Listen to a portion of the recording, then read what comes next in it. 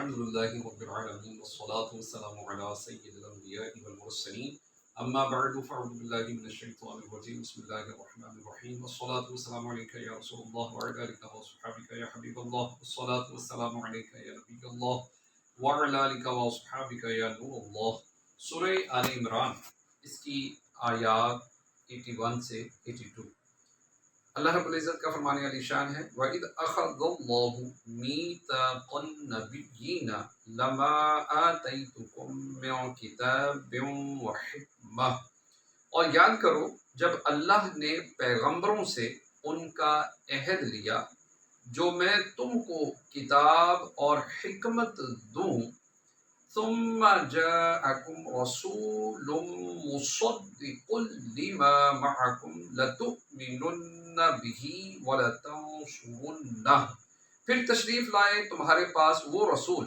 کہ تمہاری کتابوں کی تصدیق فرمائے تو تم ضرور اس پر ایمان لانا اور ضرور اس کی مدد کرنا۔ قال اقررتم واخذتم على ذلكم اصری، فرمایا کیوں تم نے اقرار کیا اور اس پر میرا بھاری ذمہ لیا۔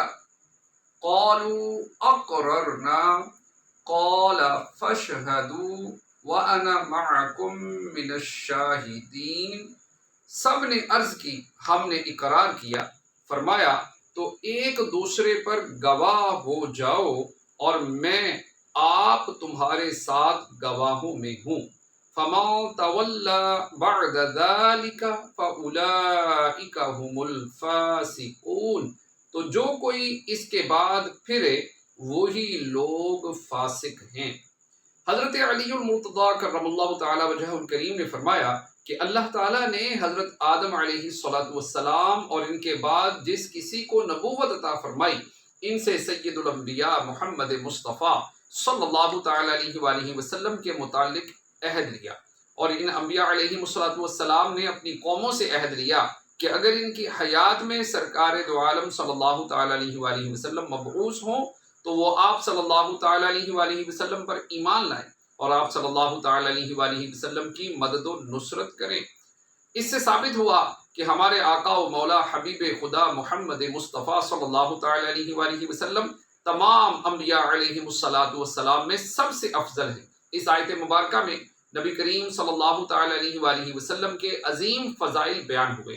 علماء کرام نے اس آیت کی تفسیر میں پوری کتابیں تصنیف کی ہیں اور اس سے عظمت مصطفیٰ صلی اللہ تعالی علیہ وآلہ وسلم کے بے شمار نکات حاصل ہوئے۔ چند ایک نکات یہ ہیں: نمبر 1، حضور پر نور صلی اللہ تعالی علیہ وآلہ وسلم کی شان میں اللہ تعالیٰ نے یہ محفل قائم فرمائی۔ نمبر 2، خود عظمت مصطفیٰ صلی اللہ تعالی علیہ وآلہ وسلم کو بیان کیا۔ نمبر 3، عظمت مصطفیٰ صلی اللہ تعالی علیہ وآلہ وسلم کے سامعین کے لیے کائنات کے مقدس ترین افراد انبیاء کرام علیہ السلام کو منتخب کیا۔ نمبر 4، کائنات میں وجود میں آنے سے پہلے حضور اقدس صلی اللہ تعالی علیہ وآلہ وسلم کا ذکر جاری ہوا اور آپ صلی اللہ تعالی علیہ وآلہ وسلم کی عظمت کا بیان ہوا۔ نمبر 5، آپ صلی اللہ تعالی علیہ وآلہ وسلم کو تمام نبیوں کا نبی بنایا اور تمام انبیاء علیہ السلام کو بطور خاص آپ صلی اللہ تعالی علیہ وآلہ وسلم پر ایمان لانے اور مدد کرنے کا حکم دیا۔ نمبر 6، انبیاء علیہ السلام کو فرمانے کے بعد باقاعدہ اس کا اقرار لیا، حالانکہ انبیاء علیہ السلام کسی حکم الہی سے انکار نہیں کرتے۔ نمبر 7، انبیاء علیہ السلام نے اس اقرار کا باقاعدہ اعلان کیا۔ نمبر 8، اقرار کے بعد انبیاء علیہ السلام کو ایک دوسرے پر گواہ بنایا۔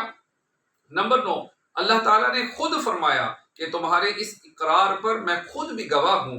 اور نمبر 10، انبیاء علیہ السلام سے اقرار کرنے کے بعد پھر جانا متوسر نہیں، لیکن پھر بھی فرمایا کہ اس اقرار کے بعد جو پھرے وہ نافرمانوں میں شمار ہوگا۔